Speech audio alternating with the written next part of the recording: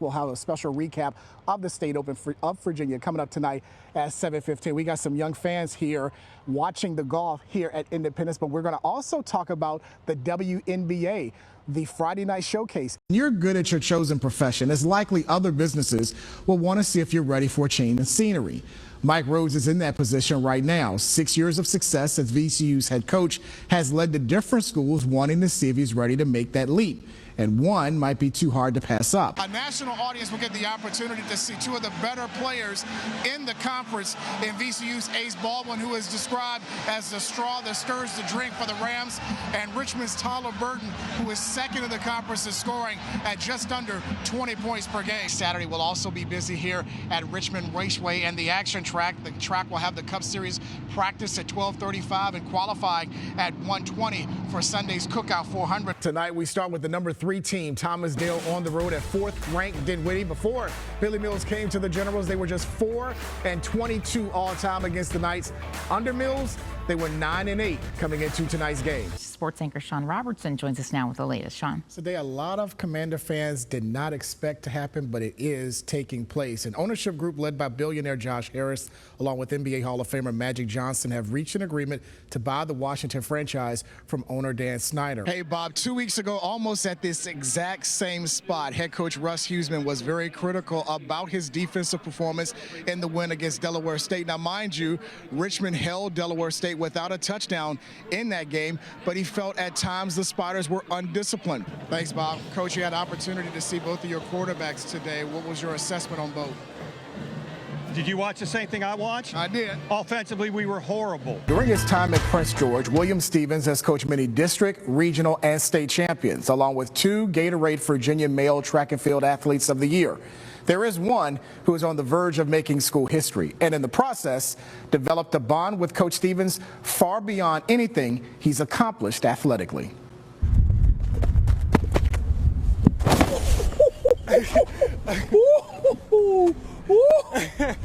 What in the world? Lamont Victoria's first chance to make the Prince George track team was memorable, but not exactly in a good way. And I had like Air Force Ones and some skinny jeans. I was gonna cut him. As soon as I seen that outfit, I said, I'm cutting him. After that rocky beginning, Lamont made a lasting impression off one jump. He scissor kicks like 6 feet with the skinny jeans on. I said, well, wait a minute.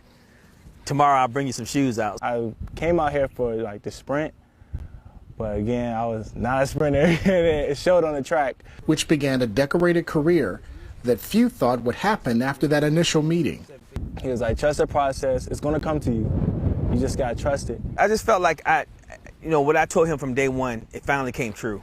Lamont developed a close bond with Coach Stevens, almost a father-son relationship when he needed it the most. You could be the job one day. You can't be saying yeah to people. Yeah, I definitely need some structure because I was kind of wild. When I was dropping Lamont off, and we started going to track meets and nobody showed up. Nobody ever came for a couple of years. My wife was really on board with us bringing Lamont in, as our own. Lamont was only 7 when his mother died. My mom was really easygoing. And that's how I kind of remember. And didn't see his father on a regular basis. It's kind of hard because when I was little, he was in and out. He came in and out of jail a lot, so I barely got to see him. During his time on the track team, Lamont's trust level towards Coach Stevens grew in ways very few were able to attain. He visited my house one day, and he can tell my lights was off. So he saw, I tried to hide it, but he saw it, he saw I needed help, and he helped me out with it, and I appreciate it. We spent a lot of time together. I pick him up for track meets. I take him home from practice every day. Sometimes before meets, he stayed with us. Lamont's hard work paid off in February of 2020 when he won his first state championship as a sophomore with a jump of 6 feet 4 inches. I didn't even know I went until he called my name. He was like, Lamont, congratulations. I was like, oh, this is happening. This is actually happening. I told him that from day one, you could be a state champ. In December 2021, after he captured both the indoor and outdoor state titles, Lamont claimed the #1 high jump mark in the country at that time when he cleared 6 feet 10 inches. I was like, no way, no way. Well, I know he could jump. He could be the best in Virginia. Everybody was cheering. The other coaches dapped me up. I was like, yeah, it was fun. Something I'll never forget. Perhaps Lamont's biggest achievement happened away from the mat when he accepted an offer from North Carolina Central University this fall, the first from his family to go to college. Yeah, some tears came out of that. Some tears came out of that. No, I kind of teared up too because, you know, it's special. You know, a lot of track kids don't get full offers. You know, they might get partial, but to get a full ride, and well-deserved full ride. As far as what his athletic future holds, Lamont has visions of representing the red, white, and blue. My goal was to be in the Olympics. You know, I really want to put forth that goal. He's about what he's supposed to do. He's embracing to be a good kid. I always tell kids, you know, see yourself winning first, but you know, be a good kid. It's okay to be the good kid. Jacksonville is led by as many as 11 in this first half. They currently are up 8 as we're almost at 6.5 to go. Nolan with 6 so far in the first half. Bounce pass inside, blocked by Lawal, out of bounds. Davis tried to go baseline, and Lawal said, not so fast. And I can't reiterate this anymore. His athletic ability is outstanding. His ability to get off the floor. That was a pretty pass there yes. by Nolan, but the great recovery by Lawal comes up with the block. Under 10 to shoot for Jacksonville. Marsh is back in against Lawal. Spilled out. Another rebound for Lawal for VCU. Nice bounce pass to Nunn. And these point guards are putting on a passing clinic. I am so excited to watch these guys go at it. That's another Virginia Credit Union assist by Ace Baldwin, dropping the dime, his second of the night. Better pass around the horn. Here's Cook for 3. That was a slick pass there by Nolan. Couldn't convert from distance. Oh my. Here's Nunn with a step back 3. Oh good!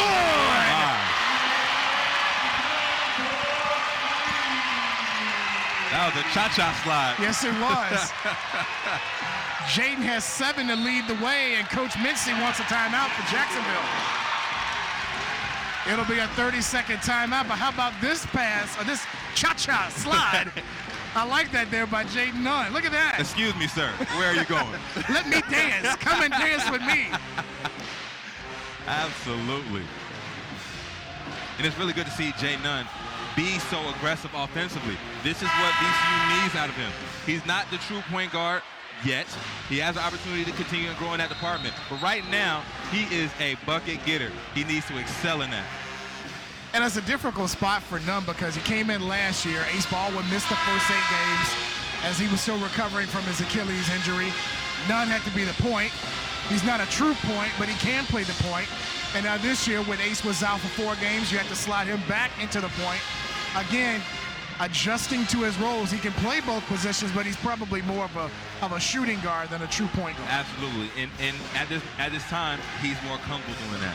So you gotta allow him to play his game. And right now, he's leading the way for the Rams. He has 7. He's perfect from the field. And the Rams are within 3 with under 5.5 to go. Here's Marsh drawing a foul in tight. And Marsh is such a low down on the block.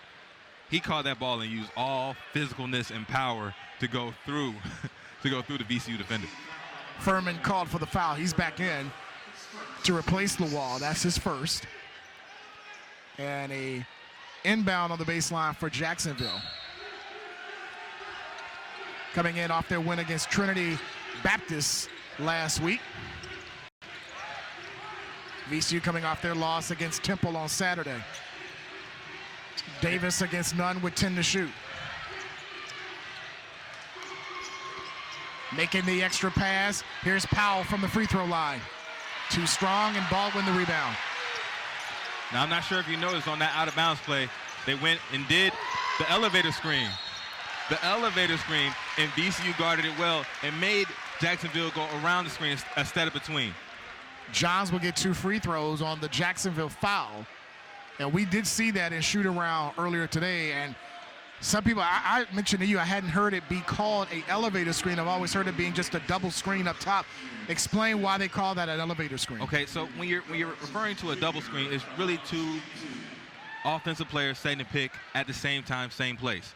The elevator screen is designed to have the shooter or the guard come through the gap between the 2 offensive players, and then they close it shut, just like an elevator door.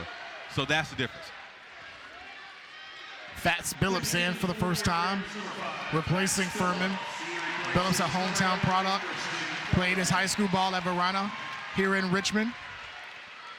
As Mike Rose is teaching Furman on the sideline, and I think might be about that last play you were talking about. Absolutely. Billups kept that rebound alive, but squeezed in by Nolan. As John splits a pair. VCU shooting just 40% from the line here in the first half, only down by 2.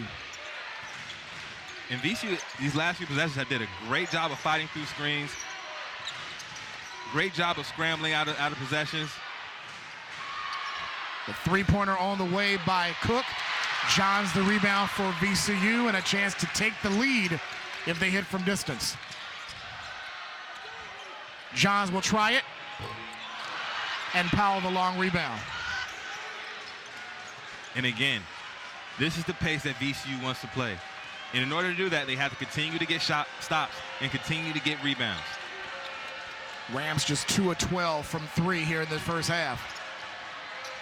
Nolan from distance. And Billups the rebound.